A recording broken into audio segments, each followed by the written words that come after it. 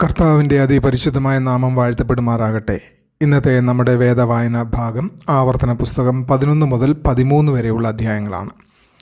വാഗ്ദത്ത ദേശത്തേക്ക് പ്രവേശിക്കുന്നതിന് മുൻപ് മോശ ഇസ്രായേലിനോട് നടത്തിയ അവസാന പ്രസംഗത്തിൻ്റെ തുടർച്ചയാണ് ആവർത്തനം 11 മുതൽ 13 വരെയുള്ള അധ്യായങ്ങൾ. ഈ അധ്യായങ്ങൾ പൂർണ്ണ ഹൃദയത്തോടെയുള്ള അനുസരണത്തിൻ്റെ പ്രാധാന്യവും വിശ്വസ്തതയിലൂടെ ലഭിക്കുന്ന അനുഗ്രഹങ്ങളും ദൈവത്തിൽ നിന്ന് അകറ്റുന്ന തെറ്റായ സ്വാധീനങ്ങളുടെ അപകടവും ഊന്നി പറയുന്നു. ഉടമ്പടി ജീവിതവും വെറും ബാഹ്യ ആചാരങ്ങളിൽ മാത്രമല്ല, ദൈവത്തെ സ്നേഹിക്കുകയും വിശ്വസിക്കുകയും അനുസരിക്കുകയും ചെയ്യുന്ന ഹൃദയത്തിലാണ് അധിഷ്ഠിതമെന്ന് മോശ ജനത്തെ ഓർമ്മിപ്പിക്കുന്നു. മത്സരിക്കുന്ന അനേകം ശബ്ദങ്ങളും പ്രലോഭനങ്ങളും നിറഞ്ഞ ലോകത്തിൽ തൻ്റെ ജനത്തിൽ നിന്ന് സമ്പൂർണ്ണ ഭക്തിയും വിശ്വസ്തതയും ആഗ്രഹിക്കുന്ന ദൈവത്തെ ഈ അധ്യായങ്ങൾ വെളിപ്പെടുത്തുന്നു. 11-ാമത്തെ അധ്യായത്തിൽ ദൈവത്തെ സ്നേഹിക്കുകയും അനുസരിക്കുകയും ചെയ്യുന്നതിൻ്റെ അനുഗ്രഹങ്ങളെക്കുറിച്ചാണ് പറയുന്നത്. ഈജിപ്തിലെ അത്ഭുതങ്ങളിൽ നിന്ന് മരുഭൂമിയിലെ പരിപാലനവും ശിക്ഷണവും വരെ ദൈവം ചെയ്ത എല്ലാ കാര്യങ്ങളും ഓർക്കുവാനും യഹോവയെ സ്നേഹിക്കുവാനും മോശ ഇസ്രായേലിനോട് ആഹ്വാനം ചെയ്യുന്നു. അവരുടെ മക്കൾ കണ്ടിട്ടില്ലാത്ത ഈ സംഭവങ്ങൾ നിലവിലെ തലമുറ നേരിട്ട് കണ്ടവയായിരുന്നു. ദൈവകൽപ്പനകളെ അനുസരിക്കുന്നത് അവർ അവകാശമാക്കാൻ പോകുന്ന ദേശത്തിൽ അനുഗ്രഹം കൊണ്ടുവരുമെന്ന് മോശ പഠിപ്പിക്കുന്നു. മഴയും സമൃദ്ധമായ വിളവും ഐശ്വര്യവും സുരക്ഷയും ഉടമ്പടിയുടെ അനുഗ്രഹങ്ങളായി അവതരിപ്പിക്കപ്പെടുന്നു. അനുസരണക്കേട് വരൾച്ചയും കഷ്ടതയും നഷ്ടവും വരുത്തും. അധ്യായത്തിൻ്റെ അവസാനം അനുഗ്രഹവും ശാപവും തമ്മിലുള്ള ഒരു തിരഞ്ഞെടുപ്പ് ഇസ്രായേലിൻ്റെ മുൻപിൽ വയ്ക്കപ്പെടുന്നു. അനുസരണം അനുഗ്രഹത്തിലേക്കും മത്സരം ശാപത്തിലേക്കും നയിക്കുന്നു. ആത്മീയമായി ഈ അധ്യായം പഠിപ്പിക്കുന്നത് ദൈവത്തോടുള്ള യഥാർത്ഥ സ്നേഹം അനുസരണത്തിലൂടെ പ്രകടമാകുന്നു എന്നതാണ്. ദൈവത്തിൻ്റെ അനുഗ്രഹങ്ങൾ വെറും പ്രതിഫലങ്ങൾ മാത്രമല്ല, തൻ്റെ ജനത്തോടുള്ള ഉടമ്പടി ബന്ധത്തിൻ്റെ പ്രകടനങ്ങളാണ്. ദൈവവചനങ്ങളെ ഹൃദയത്തിൽ സൂക്ഷിക്കാനും മക്കളെ പഠിപ്പിക്കാനും എല്ലായ്പ്പോഴും മുമ്പിൽ വെക്കാനും ഉള്ള ആഹ്വാനം ദൈവസത്യത്തെ കേന്ദ്രീകരിച്ച ജീവിതത്തെയാണ് സൂചിപ്പിക്കുന്നത്. ഇന്നത്തെ വിശ്വാസികൾക്കായി ദൈവവചനം ഇടയ്ക്കിടെയുള്ള ഒരു സ്വാധീനം മാത്രമല്ല, ജീവിതത്തിൻ്റെ അടിസ്ഥാനമായിരിക്കണമെന്ന് ഇത് നമ്മളെ ഉദ്ബോധിപ്പിക്കുന്നു. ഈ അധ്യായം ഉടമ്പടിയോടുള്ള ഉത്തരവാദിത്വം എന്ന ബൈബിൾ തത്വത്തെ ഉയർത്തി കാണിക്കുന്നു. ദൈവകൃപ ബന്ധത്തിന് തുടക്കം കുറിക്കുന്നു, എന്നാൽ അവൻ്റെ ജനങ്ങൾ വിശ്വസ്തമായ അനുസരണത്തിലൂടെ പ്രതികരിക്കുവാൻ വിളിക്കപ്പെടുന്നു. സൃഷ്ടിയുടെ മേലുള്ള ദൈവത്തിൻ്റെ പരമാധികാരവും ഈ അധ്യായം വെളിപ്പെടുത്തുന്നു. മഴയും ഫലഭൂയിഷ്ഠതയും സമൃദ്ധിയും പ്രകൃതിയുടെ നിയന്ത്രണത്തിലല്ല, സൃഷ്ടാവിൻ്റെ നിയന്ത്രണത്തിലാണ്. പുതിയ നിയമം ഈ ആശയം തുടർന്ന് പഠിപ്പിക്കുന്നത് ക്രിസ്തുവിൽ വസിക്കുകയും അവനെ അനുസരിക്കുകയും ചെയ്യുന്നതിലൂടെയാണ് ആത്മീയ ഫലപുഷ്ടി ലഭിക്കുന്നത് എന്നാണ്. സ്വയം പര്യാപ്തതയും ദൈവത്തിൽ നിന്നുള്ള സ്വാതന്ത്ര്യവും പ്രോത്സാഹിപ്പിക്കുന്ന സംസ്കാരത്തിലാണ് ഇന്ന് പലരും ജീവിക്കുന്നത്. എല്ലാ അനുഗ്രഹങ്ങളും ഒടുവിൽ ദൈവത്തിൽ നിന്നാണ് വരുന്നതെന്ന് ആവർത്തനം 11 നമ്മെ ഓർമ്മിപ്പിക്കുന്നു. മാതാപിതാക്കൾ അടുത്ത തലമുറയെ ദൈവവചനത്തിൽ പരിശീലിപ്പിക്കുവാൻ പ്രത്യേകമായി വിളിക്കപ്പെടുന്നു. വിശ്വാസം സ്വയം കൈമാറപ്പെടുന്നതല്ല, അത് ബോധപൂർവം പകർന്ന് നൽകേണ്ടതാണ്. അനുഗ്രഹത്തിൻ്റെയും ശാപത്തിൻ്റെയും തിരഞ്ഞെടുപ്പ് ഇന്നും പ്രസക്തമാണ്. ഓരോ ദിവസവും വിശ്വാസികൾ ആത്മീയ വളർച്ചയിലേക്ക് നയിക്കുന്ന അനുസരണത്തിൻ്റെ പാതയെയോ ദൈവ സഹവാസത്തെ ദുർബലമാക്കുന്ന വിട്ടുവീഴ്ചയുടെ പാതയെയോ തിരഞ്ഞെടുക്കുന്നു. 12-ാമത്തെ അധ്യായത്തിലേക്ക് നാം കടന്നു വരുമ്പോൾ കനാൻ ദേശത്തേക്ക് പ്രവേശിക്കാൻ ഒരുങ്ങുന്ന ഇസ്രായേലിനോട് എല്ലാ വിഗ്രഹാരാധന കേന്ദ്രങ്ങളും നശിപ്പിക്കാൻ മോശ കൽപ്പിക്കുന്നു. ചുറ്റുമുള്ള ജാതികൾ അവരുടെ വിഗ്രഹങ്ങളെ ആരാധിക്കുന്ന രീതിയിൽ അവർ ദൈവത്തെ ആരാധിക്കരുത്. ദൈവം തൻ്റെ നാമം വസിപ്പാൻ തിരഞ്ഞെടുക്കുന്ന ഒരു സ്ഥലത്താണ് യാഗങ്ങളും വഴിപാടുകളും അർപ്പിക്കേണ്ടത്. യഥാർത്ഥ ആരാധനയെ വിഗ്രഹാരാധനയുമായി കലർത്തരുതെന്ന് ജനത്തോട് നിർദ്ദേശിക്കുന്നു. മനുഷ്യകൽപ്പനകൾക്കല്ല, ദൈവത്തിൻ്റെ വെളിപ്പെടുത്തപ്പെട്ട ഇഷ്ടത്തിനാണ് അവർ അനുസരിക്കേണ്ടത്.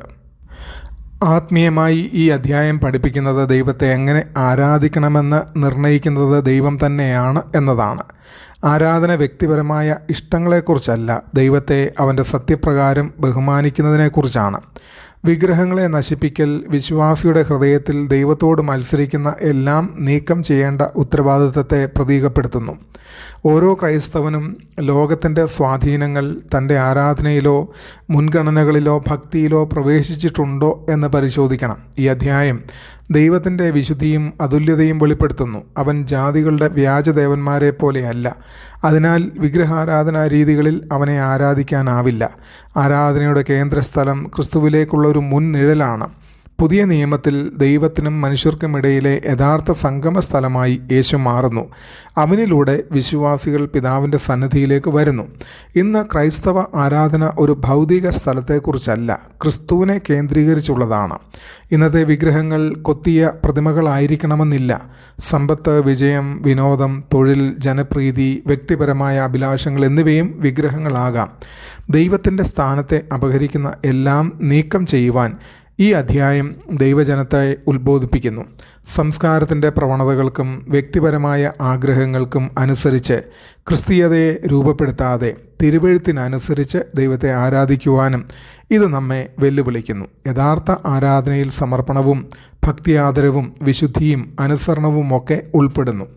13-ാമത്തെ അധ്യായത്തിൽ ജനത്തെ യഹോവയിൽ നിന്ന് അകറ്റാൻ ശ്രമിക്കുന്ന വ്യാജപ്രവാചകന്മാരെയും സ്വപ്നദർശികളെയും കുടുംബാംഗങ്ങളെയും സുഹൃത്തുക്കളെയും കുറിച്ച് മോശ മുന്നറിയിപ്പ് നൽകുന്നു. ഒരു പ്രവാചകൻ അടയാളങ്ങളും അത്ഭുതങ്ങളും ചെയ്താലും മറ്റ് ദേവന്മാരെ ആരാധിക്കാൻ പ്രേരിപ്പിക്കുന്നുവെങ്കിൽ അവനെ തള്ളിക്കളയണം. തൻ്റെ ജനങ്ങൾ യഥാർത്ഥത്തിൽ അവനെ സ്നേഹിക്കുന്നുണ്ടോ എന്ന് വെളിപ്പെടുത്തുന്നതിനായി ദൈവം ഇത്തരം പരീക്ഷണങ്ങൾ അനുവദിക്കുന്നു. യഹോവയോട് മാത്രം വിശ്വസ്തരായി തുടരുകയും എല്ലാ വിഗ്രഹാരാധനയും നിരസിക്കുകയും ചെയ്യേണ്ടതിൻ്റെ ആവശ്യകത ഈ അധ്യായം ആവർത്തിച്ച് ഊന്നി പറയുന്നു. ദൈവജനത്തെ നേരിടുന്ന ഏറ്റവും വലിയ അപകടങ്ങളിൽ ഒന്നാണ് ആത്മീയ വഞ്ചന എന്ന് ഈ അധ്യായം നമ്മെ പഠിപ്പിക്കുന്നു. എല്ലാ അത്ഭുതങ്ങളും അമാനുഷിക അനുഭവങ്ങളും സ്വാധീനശക്തിയുള്ള അധ്യാപകരും ദൈവത്തിൽ നിന്നുള്ളവരല്ല. സത്യമെല്ലായ്പ്പോഴും ദൈവവചനത്തിൻ്റെ അടിസ്ഥാനത്തിൽ പരിശോധിക്കപ്പെടണം. വിശ്വാസികൾ ആത്മീയ വിവേചന ശക്തി വളർത്തുകയും തിരുവെഴുത്തിൽ ആഴമായി വേരൂന്നുകയും വേണം.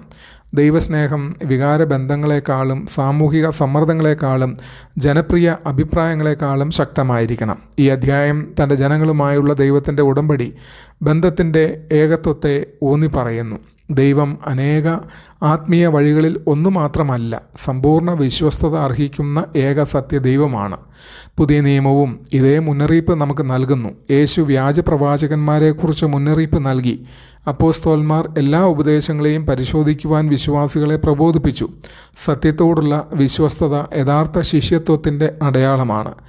ഇന്ന് മാധ്യമങ്ങളിലൂടെയും സാമൂഹിക ശൃംഖലകളിലൂടെയും വിനോദ മേഖലയിലൂടെയും വിവിധ മതപ്രസ്ഥാനങ്ങളിലൂടെയും അനേകം മത്സരിക്കുന്ന ശബ്ദങ്ങളെ നാം നേരിടുന്നു.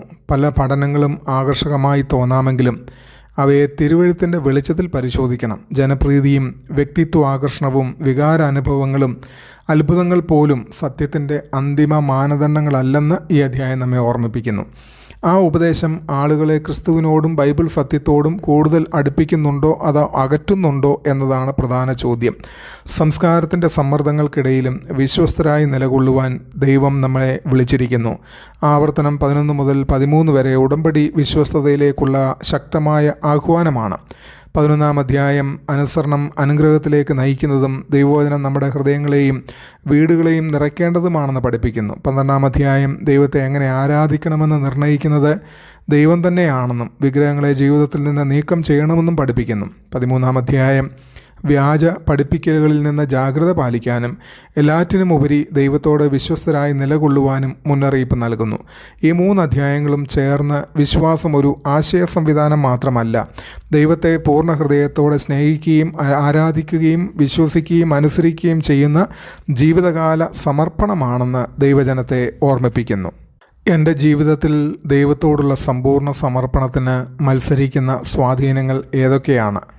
ഉപദേശങ്ങളെയും വിശ്വാസങ്ങളെയും ആത്മീയ അനുഭവങ്ങളെയും ഞാൻ ദൈവവചനത്തിൻ്റെ അടിസ്ഥാനത്തിലാണോ പരിശോധിക്കുന്നത്, അതോ വ്യക്തിപരമായ ഇഷ്ടങ്ങളുടെയും സംസ്കാരത്തിൻ്റെയും അഭിപ്രായങ്ങളുടെയും അടിസ്ഥാനത്തിലാണോ? ഈ വചനങ്ങളാൽ ദൈവം നമ്മളെല്ലാവരെയും അനുഗ്രഹിക്കട്ടെ. ആമേൻ.